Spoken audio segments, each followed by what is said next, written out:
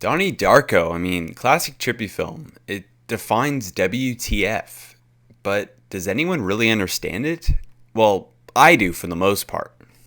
And not to be cocky or anything or whatever, but I assure you, for the most part, this is pretty accurate and objective. And also, a lot of what I'm going to say is going to seem out there, but just bear with me. Okay, so Donnie Darko. He's a detached kid from the 1980s. He gets woken up by a 6-foot tall bunny rabbit that tells him that the world's going to end in 28 days. During that time, a jet engine crashes into Donnie's bedroom, driving up the curiosity of his whole town. This sets off a chain of events that lead Donnie and us down a dark rabbit hole that makes up this film. Okay, so here we go. About halfway through the film, Donnie's given a book from his teacher called The Philosophy of Time Travel, written by Roberta Sparrow. This is very important because this book is essentially an outline for the entire film. It explains why this is all happening and how to fix it. Let's start with the primary universe. What is that? The primary universe is where we live, reality, the world you see 24/7. The primary universe, where we live, is a stable place. However, it can rarely be corrupted. How it becomes corrupted is by a tangent universe. What's a tangent universe? A tangent universe is an unstable version of our universe that can only sustain itself for a couple weeks. Does 28 days sound familiar? After that time, the tangent universe and everything in it will collapse on itself, and all existence in the primary universe will be destroyed. How does a tangent universe occur? An artifact is usually the cause. What is an artifact? An artifact is an object that enters in the primary universe seemingly out of nowhere. Imagine you're walking in an empty desert and out of nowhere a guitar falls out of the sky. An object that has no explanation for its existence and just basically comes out of thin air. In this movie, the artifact is the jet engine that comes from nowhere. So now, if the jet engine isn't returned to the primary universe, all of existence will be destroyed. So let me explain everything so far. We have our primary universe, our normal universe you see every day. Okay, so then a jet engine, an artifact, comes out of nowhere and creates a rift, a corruption in the primary universe, which creates a tangent universe in which it's unsustainable, it only has 28 days to last, and everything in it will be destroyed, us. So that artifact must be returned back to the primary universe. Just still bear with me here. Okay, so how do you return a jet engine to the primary universe? Well, only the living receiver can do that. And the living receiver is the person closest to the artifact when it entered the primary universe. In this case, it's Donnie. It is Donnie's responsibility and duty to return it before the universe collapses in 28 days. But how? How can he do it?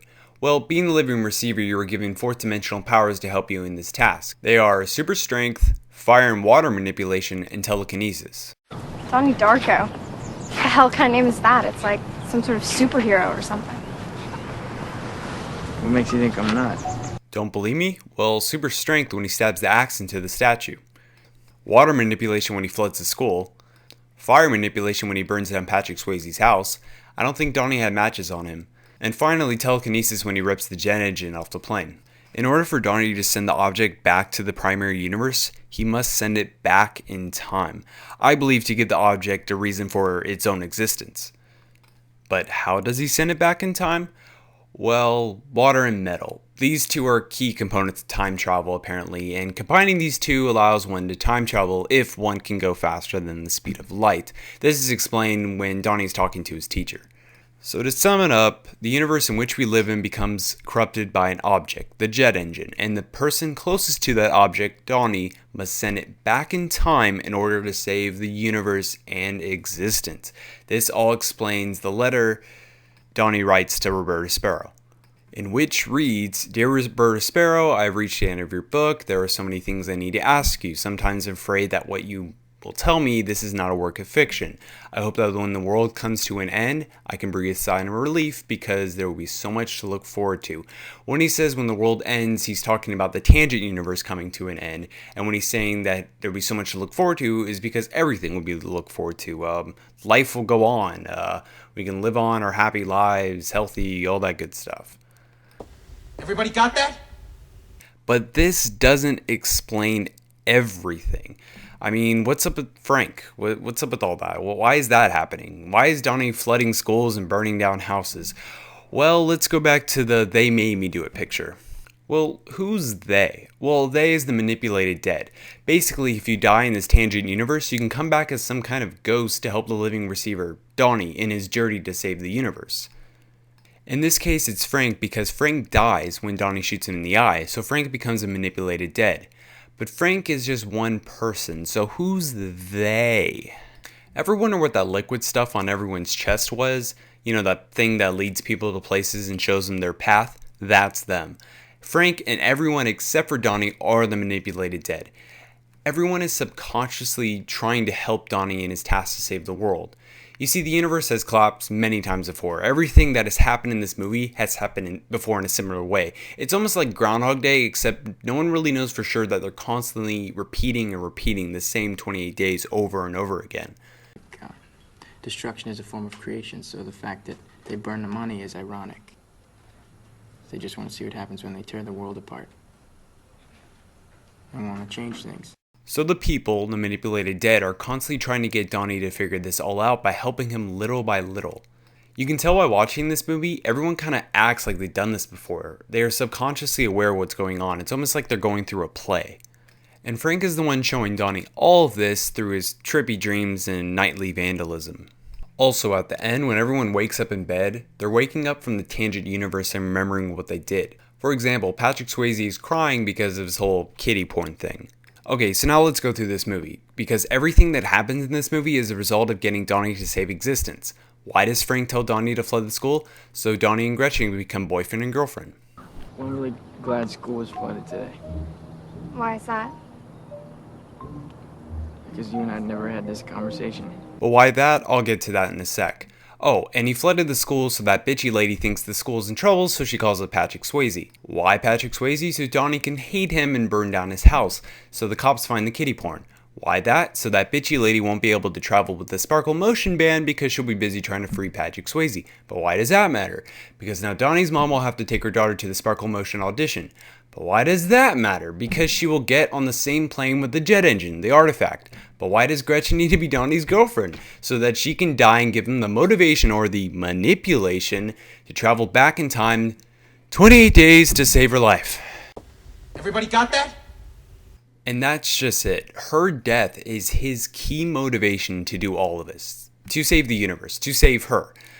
But why didn't he do this in the first place? Before she had to be killed in order to motivate him. Why not just save the world? I mean, what's the problem? Simple answer, Donnie is scared to die, especially alone. It reminded me of my dog, Callie.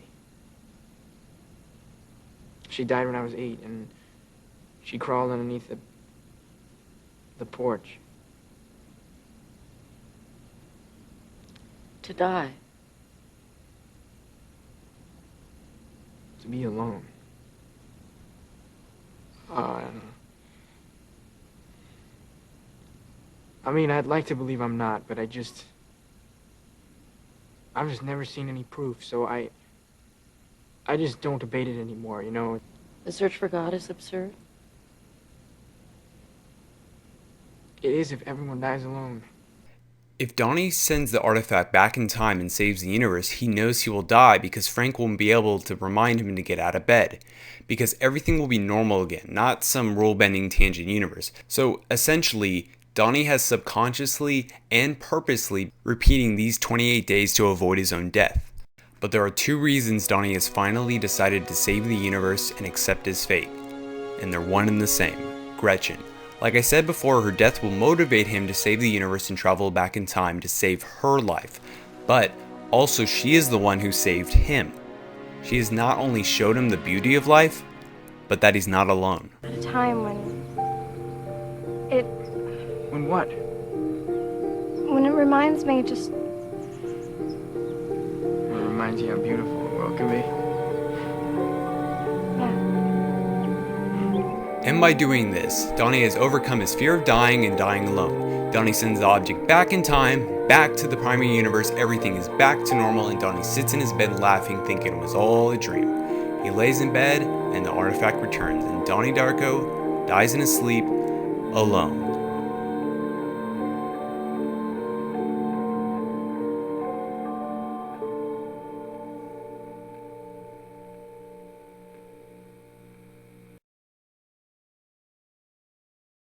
So that's Donnie Darko, kids.